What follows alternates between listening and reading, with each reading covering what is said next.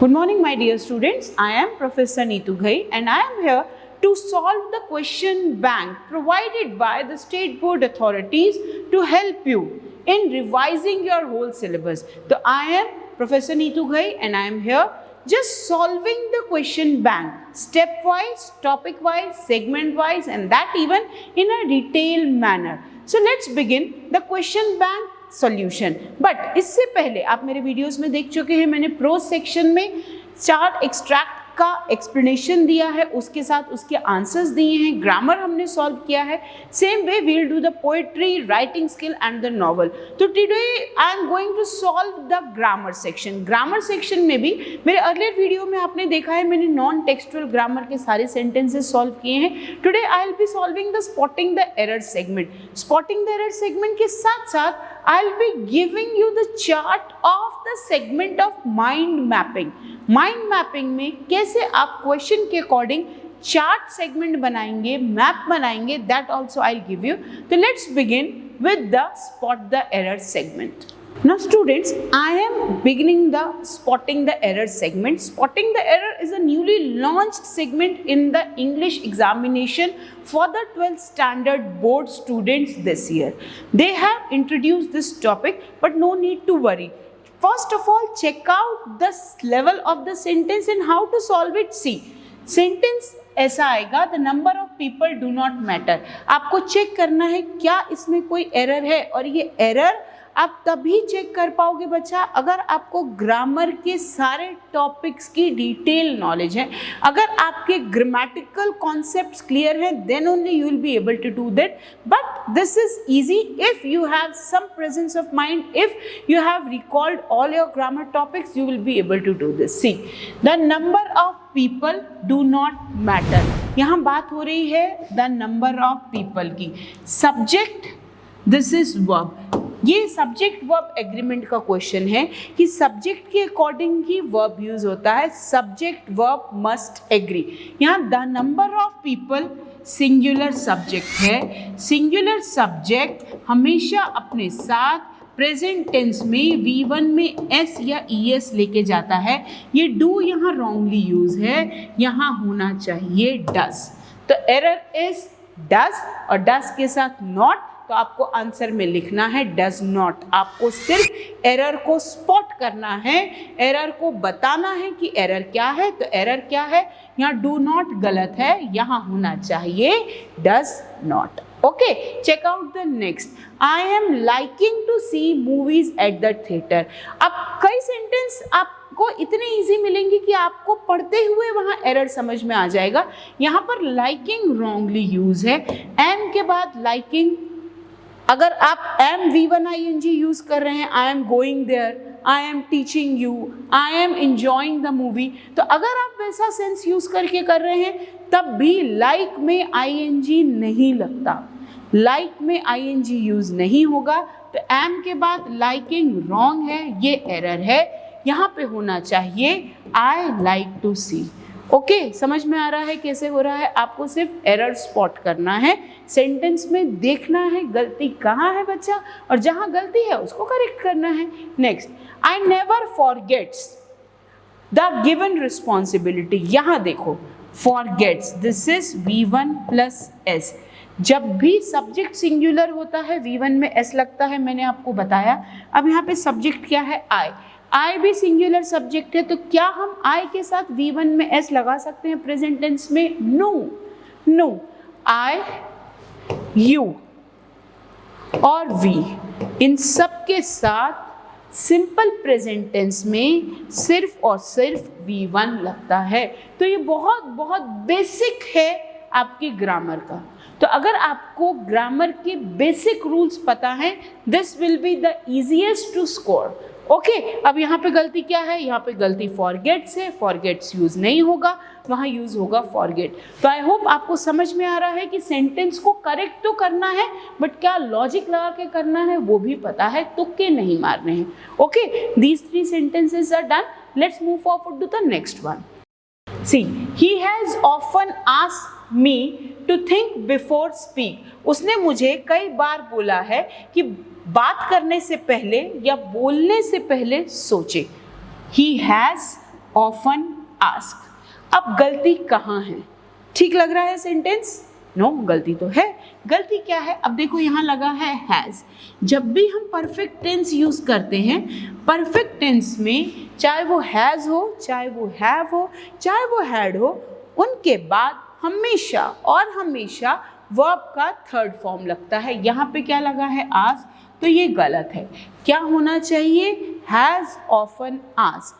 तो यहाँ पर आस्क चाहिए, आस्क नहीं। नो, डोंट गेट कंफ्यूज्ड कि हैज़ के बाद तो ऑफन लगा है, ऑफन के बाद आस्क लगा है, तो ये परफेक्ट टेंस नहीं है। नहीं, ये परफेक्ट टेंस है। They can confuse you by writing in this way, but as you all are my intelligent students, you will not get confused. आपको पता है कि has के साथ V3 लगता है, no matter यहाँ often टाइम फ्रेज has के बाद यूज कर लिया गया है। often मतलब बार बार, often मतलब frequently, तो वो टाइम फ्रेज है, तो इसलिए आपको यहाँ कंफ्यूज करने के लिए इसको बीच में डाला है, बट हैज़ के साथ V3 ही लगता है, तो यहाँ होना चाहिए ask. Okay, now no sooner did I challenge the man then he accepted it. हमने कल ही किया था ट्रांसफॉर्मेशन, और जब हम सेंटेंसेस कर रहे थे तब मैंने आपको सेंटेंस को नेगेटिव करने के लिए बताया था कि नो सूनर यूज होता है, बट तब मैंने आपको ये बताया था जब भी हम नो सूनर यूज कर रहे हैं, नो सूनर के इमीडिएटली बाद हमें हेल्पिंग वर्ब यूज करना है, हेल्पिंग वर्ब के बाद सब्जेक्ट और उसके बाद verb. This is the structure of using no sooner. Okay, उसके साथ साथ मैंने आपको एक चीज और बताई थी बेटा, जब डिड, डू और डस यूज होते हैं, इनके बाद हमेशा और हमेशा V1 लगता है। ओके, बस ये दो ट्रिक्स को याद करके ये सेंटेंस को देखो। नो सूनर डिड, तो नो सूनर के बाद हेल्पिंग वर्ब, तो ये ठीक है। उसके बाद सब्जेक्ट, ये भी ठीक है। उसके बाद वर्ब, ये ठीक है। इसमें देखो क्या गलती है। अब ये रूल देखो, डिड, डू, डस के बाद हमेशा और हमेशा V1 लगता है। यहाँ डिड लगा है, यहाँ V2 है, ये V2 यहाँ गलत है, तो यहाँ चैलेंज्ड नहीं होना चाहिए, यहाँ होना चाहिए चैलेंज। तो same thing I am telling you again and again. अगर आपके बेसिक रूल्स क्लियर हैं, so this will be the easiest to score marks in the exam. Okay, check out the next. We are the more strongest community in the world. Now this is the sentence from degree. Superlative degree, comparative degree, positive degree. Superlative में लगता है the and the adjective 3 part. That means या तो लगेगा most और या लगेगा est. Clear? अब देखो, we are the strongest. Superlative लगा है, बट ये मोर किस में आता है? मोर आता है कंपैरेटिव डिग्री में। सुपरलेटिव में मोर नहीं आता, सुपरलेटिव में मोस्ट आता है। EST लगा है तो मोस्ट चाहिए। We are the most strongest community. Okay, अब यहाँ पे मोर गलत है, यहाँ मोस्ट आना चाहिए। Next, I entered the room for search the documents. Now for search, for के बाद V1 ING चाहिए, V1 नहीं, तो ये गलत है। सर्च नहीं, मैं वहाँ डॉक्यूमेंट्स ढूंढने के लिए रूम में गई, डॉक्यूमेंट्स ढूंढने के लिए, तो searching is the correct answer, search नहीं। Okay, we can plant the trees in order saving the earth. In order के बाद TO2 चाहिए, 2 प्लस V1 इन्फिनेटिव फॉर्म चाहिए, यहाँ पर जेरेंड फॉर्म लगना चाहिए, इसलिए हमने लगा सर्चिंग। यहाँ पर सेविंग नहीं चाहिए, सेविंग V1 ING गलत है, वहाँ पर 2 प्लस V1 इन्फिनेटिव फॉर्म चाहिए, so to save is the right answer, saving is the wrong answer. Okay, तो whenever you will get the sentence, आपको हर एक वर्ड चेक करना पड़ेगा। आपको कोई भी वर्ड हाईलाइटेड नहीं मिलेगा कि इस वर्ड में गलती है, आपको खुद ही ढूंढना पड़ेगा कि गलत क्या है, और जो गलत है उसको आपको सही करके लिखना है। Okay, I usually ask my employees to be punctual in their task. हमने अभी अभी इसी टाइप का सेंटेंस किया है। जब भी हम I यूज करते हैं प्रेजेंट टेंस में I, you और V के साथ, हमेशा और हमेशा हम यूज करते हैं V1। यहाँ क्या लगा है? V1 प्लस आस, तो ये गलत है। V1 प्लस S I के साथ यूज नहीं होगा, वहाँ यूज होगा आस्क। क्लियर? आई होप ये 9 सेंटेंस क्लियर है। अब नेक्स्ट सेंटेंस देखिए। Now, the training came to an end before you left the city. अब यहाँ पे सेंटेंस देखिए, सेंटेंस में दो वर्ब यूज हैं, V2, V2. क्लियर? दोनों ही वर्ब पास्ट टेंस में है.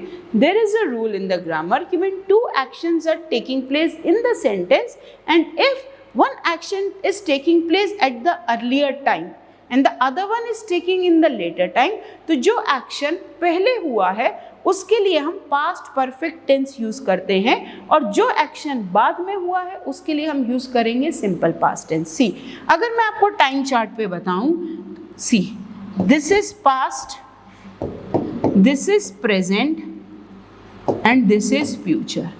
अगर आप ये टाइम जोन पे इसको देखेंगे तो ये प्रेजेंट टेंस से पहले जो भी है ये पास्ट टेंस है. अब पास्ट टेंस में दो एक्शन हुए हैं, एक हुआ है एक्शन ए, एक हुआ है action B.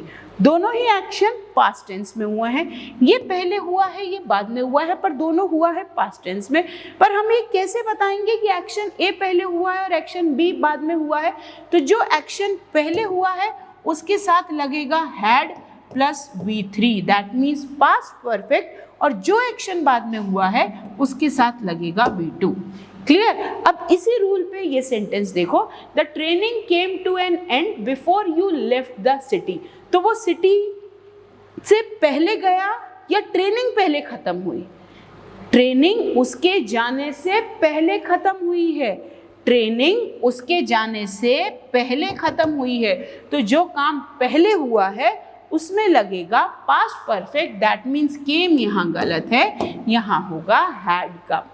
Okay, now come, came, come, had के साथ V3 लगना है इसलिए come. Okay, now if you challenge me, I had accepted. तो अगर तुम मुझे चैलेंज करते हो तो मैं उसको एक्सेप्ट कर लूंगा. करा था नहीं, कर लूंगा.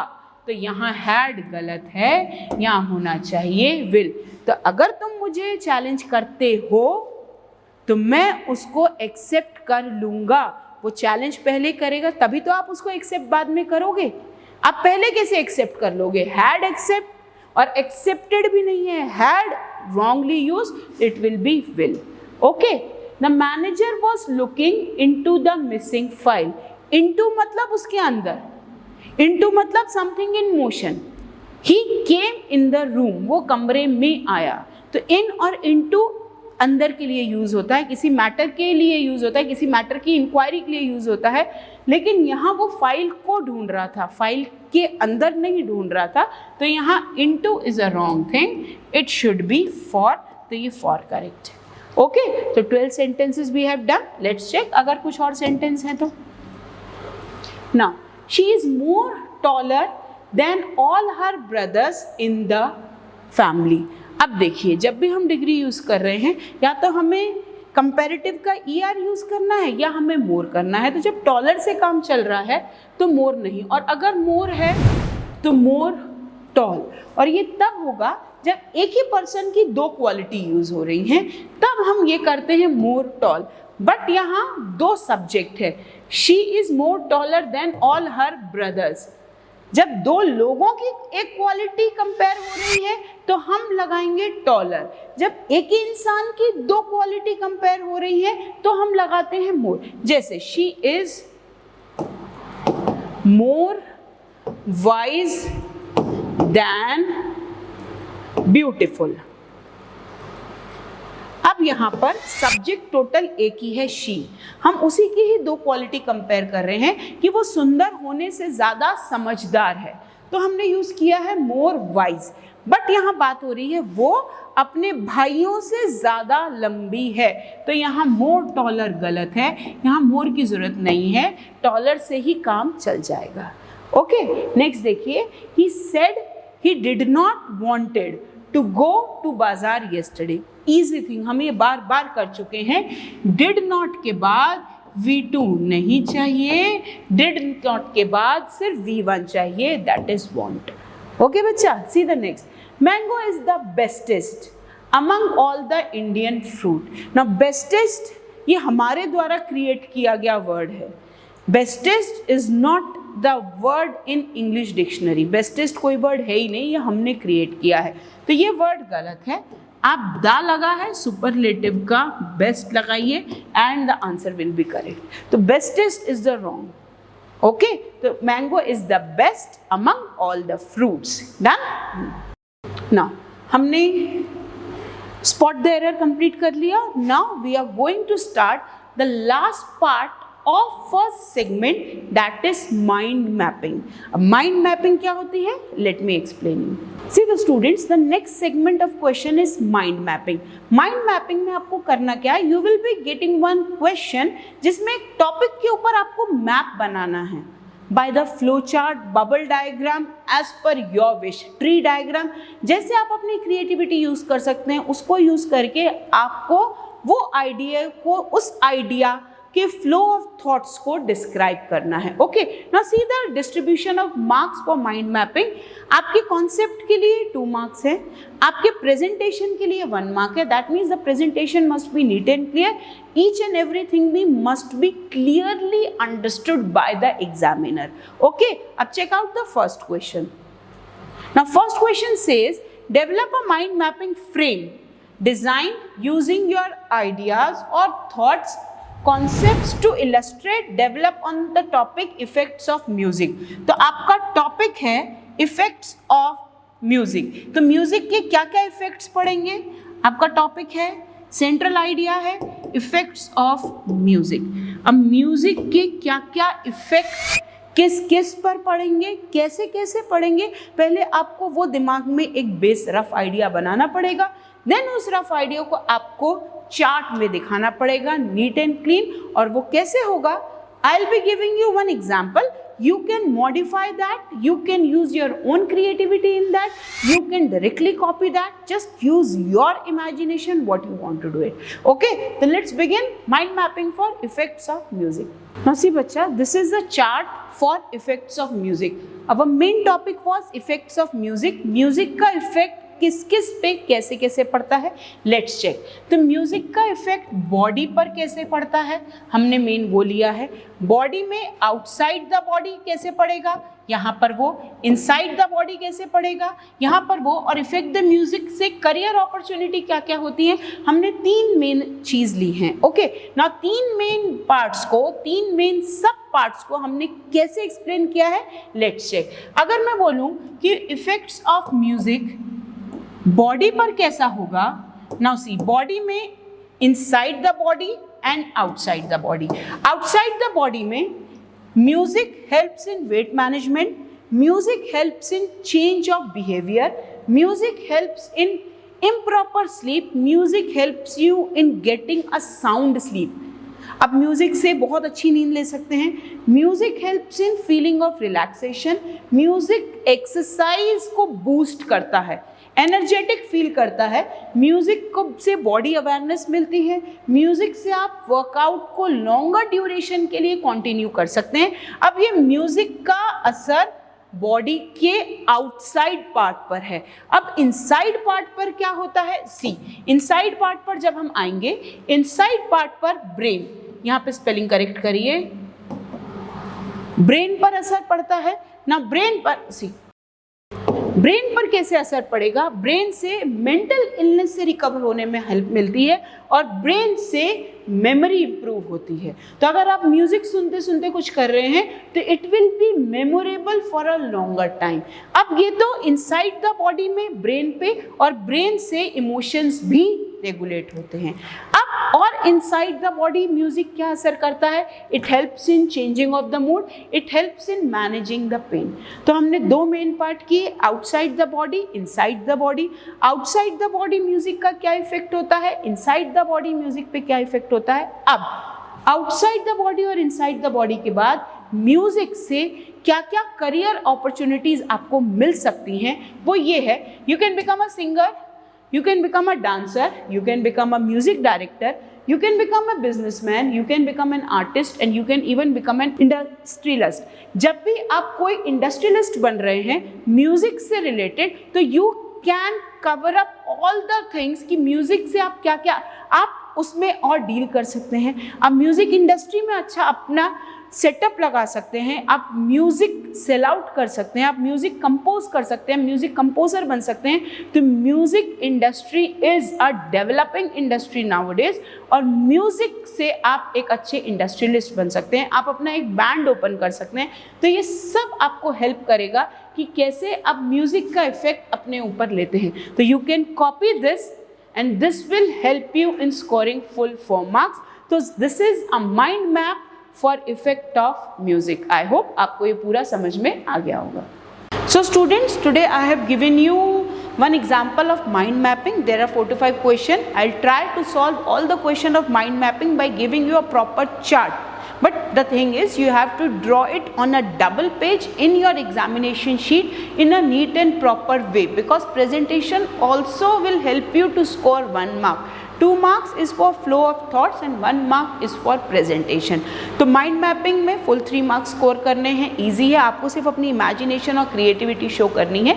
इसके बाद we will start the poetry section, poetry section के बाद राइटिंग स्किल्स एंड नॉवल। तो I try to complete the whole question bank with the detail presentation, but you have to promise me, you have to just give your positive feedback on my video, and you have to just like and share my videos. For this you will get more and more videos. So till then, study hard, be safe. Thank you.